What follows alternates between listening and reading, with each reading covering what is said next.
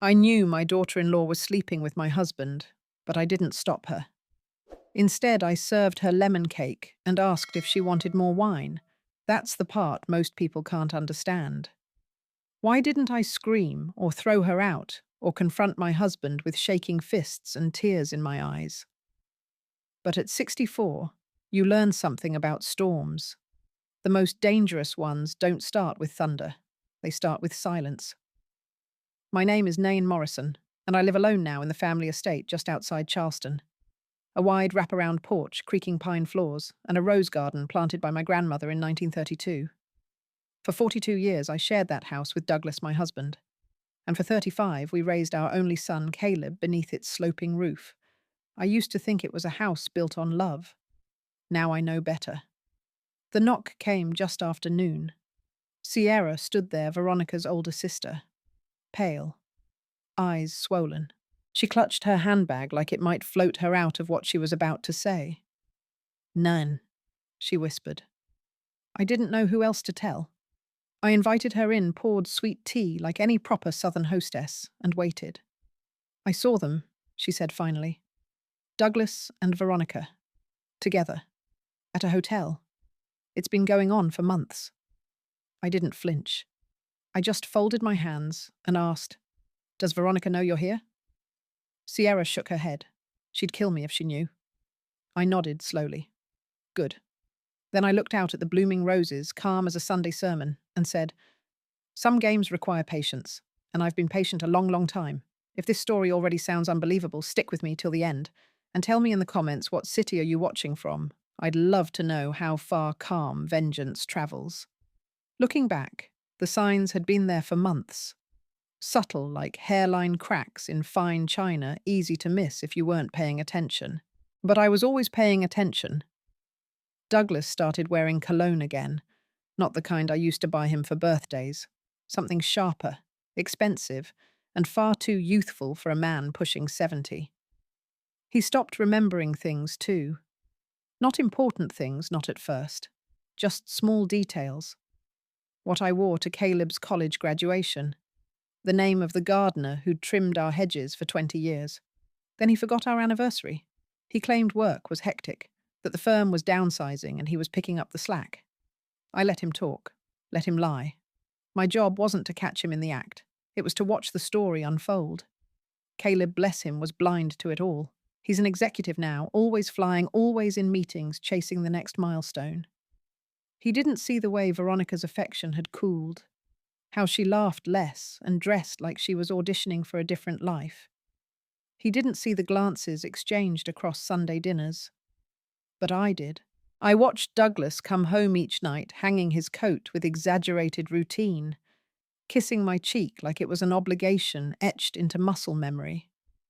His words were polite, his tone even, but his eyes, they never met mine.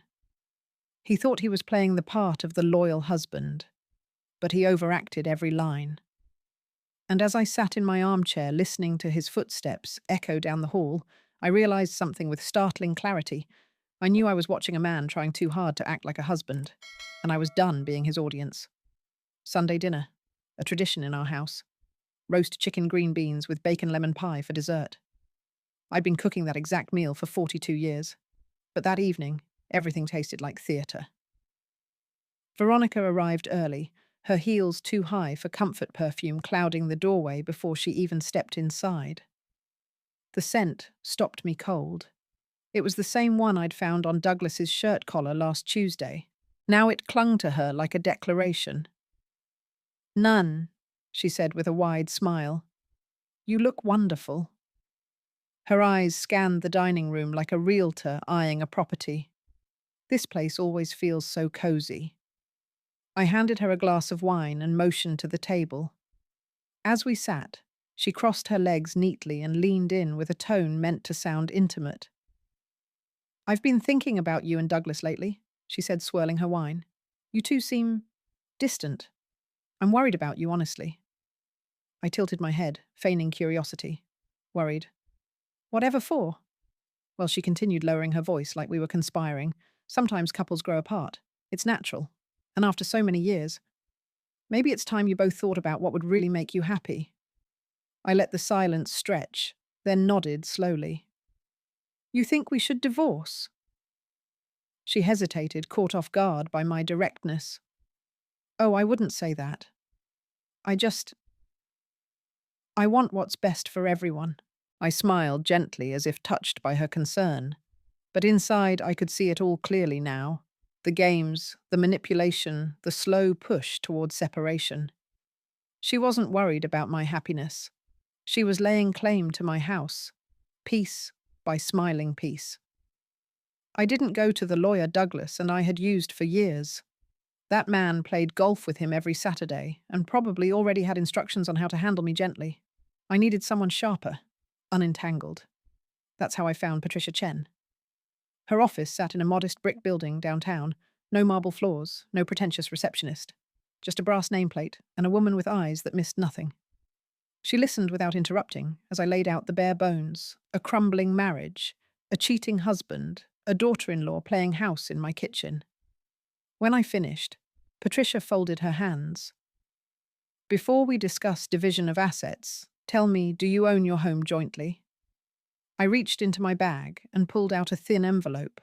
This, I said, was left to me by my grandfather, along with 3 other properties. She scanned the documents, her brow lifting slightly. This is a trust, and a very old one. I nodded. Established in 1947, and here's the key. Patricia tapped a paragraph midway through the page. If a divorce results from infidelity, the innocent party retains full rights to the property held within the trust. No contest. I sat back in my chair, letting that truth settle in. He thinks I'm walking into a trap, I said softly. Patricia smiled. But you're holding the blueprint. Exactly. The house, the land, the legacy. It was never his to take. And now, for the first time in weeks, I felt the edges of fear give way to something sharper. Control. The law offices of Piton and Associates sat on the top floor of a glass tower downtown, polished, sterile, and designed to make you feel small the moment you walked in. Douglas liked that sort of place, places that reminded people who held the power. Veronica arrived with Caleb, her arm looped through his like a supportive wife. She wore a cream-colored dress and just the right amount of fake concern. I just want to be here for him, she said softly, settling beside my son. I could almost admire the performance if I didn't know the script by heart. Douglas was already seated, nervously scrolling through his phone. Piton entered silver-haired and smug, a man who smelled like expensive bourbon and entitlement. He greeted Douglas with a pat on the back, then offered me a tight, rehearsed smile. We've drafted a fair and amicable proposal. He began sliding a thick folder toward me. Douglas will retain the primary residence business assets and investment accounts. Mrs. Morrison will receive the downtown condo, half of the joint savings, and a modest monthly support payment. I opened the folder. The numbers were insultingly low. The language is slick, the math offensive. Caleb glanced at me with worry. Mum, are you okay? I smiled gently. Of course, sweetheart. Piton pushed a pen toward me, confident this was already over. I picked it up, flipped to the last page, and said calmly, "Where do I sign?" The room fell dead silent. Douglas blinked. Veronica's smile froze. Piton cleared his throat. And I signed my name with perfect strokes. Naen Elizabeth Morrison. Let them think they'd won. It made the next part so much better. As the documents were gathered and placed into a leather portfolio, Veronica couldn't help herself. She turned to Caleb and said, "I'm just so proud of how maturely your parents are handling this. It takes real strength to end things with dignity." I resisted the urge to roll my eyes. Instead, I smiled faintly and folded my hands in my lap, like the image of an exhausted, gracious ex-wife. They're showing us what healthy closure looks like. She continued, her voice dripping with performance. And honestly, I think this change will be good for everyone. Piton nodded approvingly. Douglas looked relieved, like a man who thought he'd just pulled off the heist of the century without setting off a single alarm. They all looked so pleased with themselves. Veronica leaned across the table, as if we were old friends sharing a secret. "If you'd like help packing, I'd be happy to come by. I already have ideas for redecorating. Lighter curtains, maybe a few antique touches to brighten up the living room. I laughed softly, not out loud, just under my breath. Good luck with that, I thought. They thought I'd given up, that I was walking away with nothing but a condo and a broken heart. But that house, the one she was already imagining in shades of cream and blush, was protected by a trust she'd never even heard of. And soon, the only place she'd be decorating was her own downfall. They think I've lost. I've just started playing. That night after the signing, Douglas and I returned home like any other Thursday. I made dinner. He complimented it with too much enthusiasm. It was the same pot roast I'd cooked for 40 years, but suddenly it was exceptional. I nodded, thanked him, and cleared the dishes like I always had. Before bed, he kissed my forehead, a gesture that used to mean something.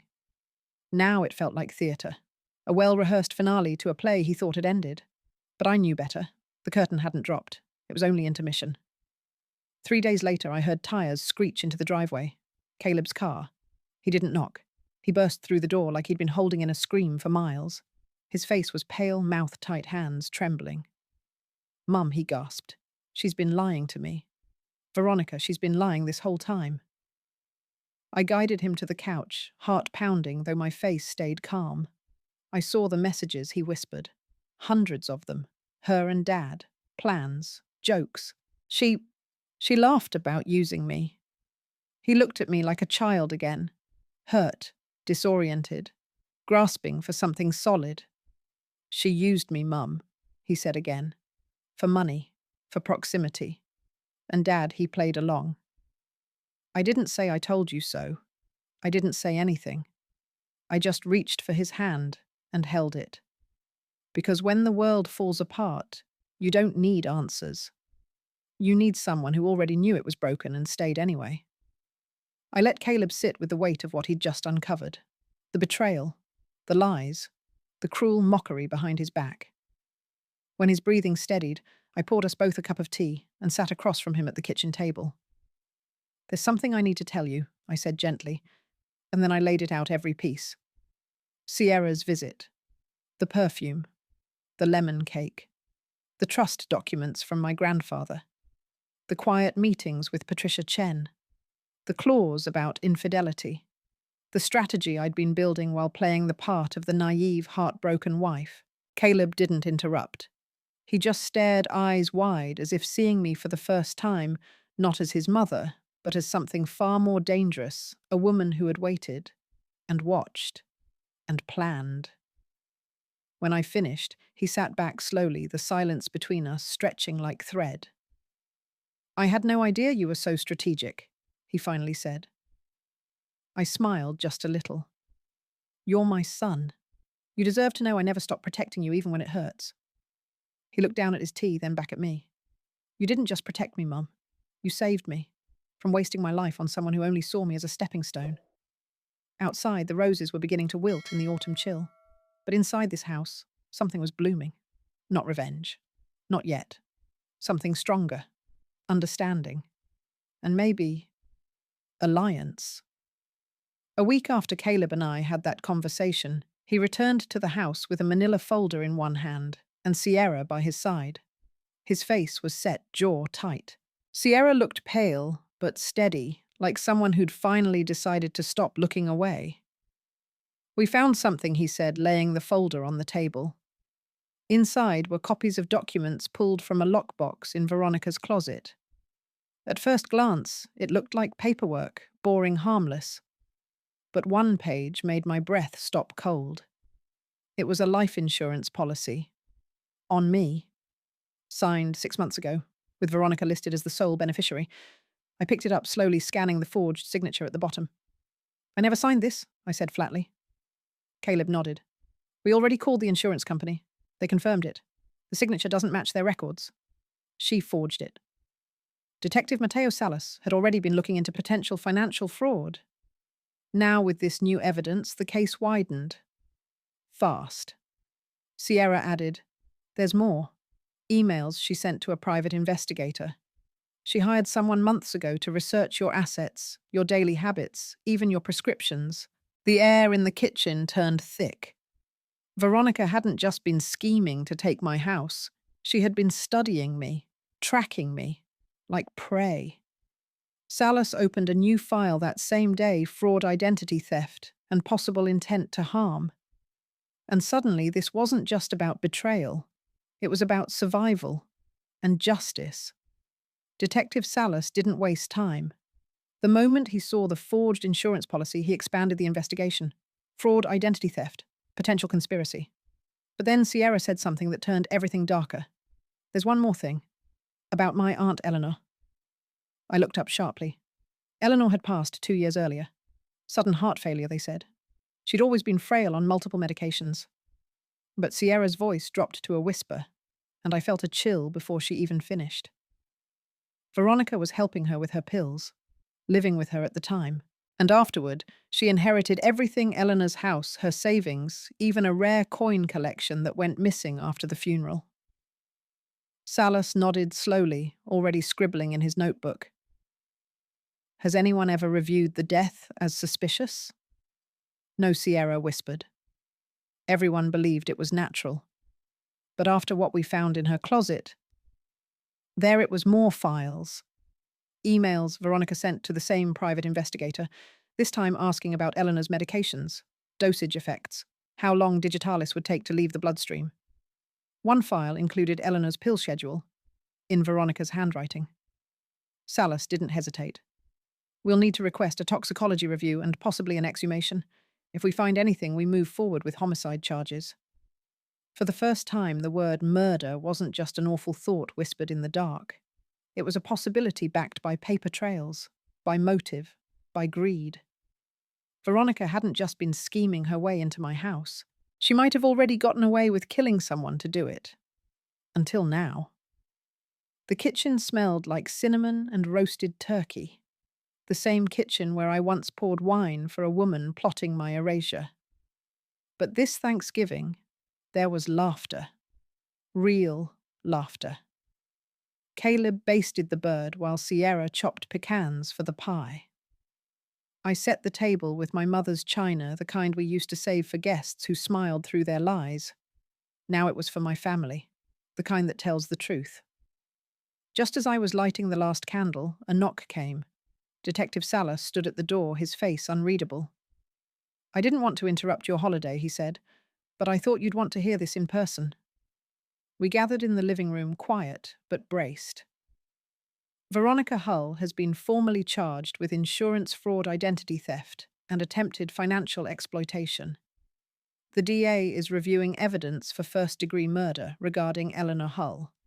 There's enough for probable cause. Caleb sat down slowly. Sierra covered her mouth. I just nodded. And Douglas, I asked. Salas hesitated. He's being charged as an accessory to fraud.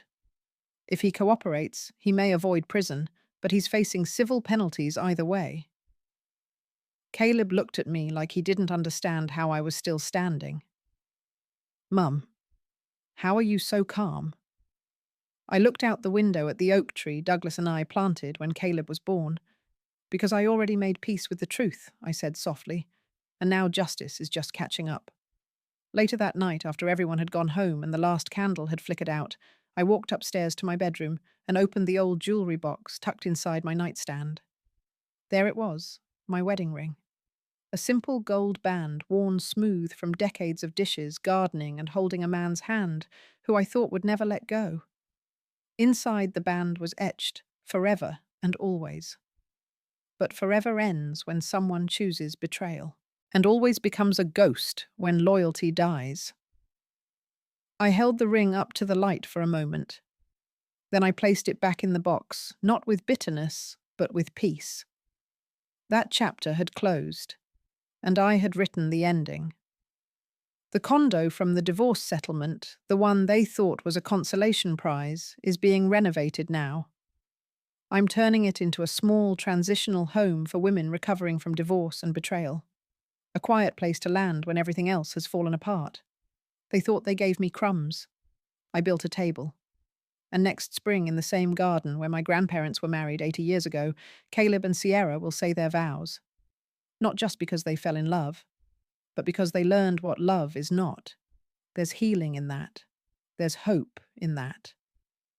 As I walked through the quiet house, checking locks, fluffing pillows, folding blankets, this old place no longer felt like a battlefield. It felt like a legacy that had survived the war. Sometimes, when people try to break your spirit, what they really do is awaken your spine. If you've ever survived betrayal and rebuilt from it, share this video. And don't forget to drop your city in the comments. I'd love to see how far quiet strength travels. Betrayal doesn't always kick down the door. Sometimes it wears designer perfume and calls you mum with a smile. Sometimes it kisses your cheek while stealing the foundation from under your feet. Naen's story reminds us of something many forget: silence is not weakness, kindness is not permission, and planning is not passive. She didn't shout. She didn't break dishes or set fire to bridges. She gathered truth like tools. She studied every move like a woman who knew the storm was coming and built the shelter before the first drop fell. Her revenge wasn't loud. It didn't come in flames. It came in ink, in clauses, in legacy. It came in the form of a woman reclaiming what was always hers, not out of spite, but out of principle. And that is what makes her story powerful. Because love is not a contract, loyalty is not a given, and forgiveness does not mean letting someone walk across your dignity. Veronica's ambition became her downfall. Douglas's betrayal revealed the hollow man behind the suit, but Naen, she rose, quietly, intentionally, completely. She turned a broken marriage into a rebirth. She turned a small condo into a sanctuary, and she turned the cracks they left behind into windows that let the light back in. So if you've ever felt discarded, underestimated, replaced, know this: you are not broken, you are becoming. And if this story reminded you of your own second act, or someone who deserves one, share it. And drop your city in the comments. Healing travels farther than we think.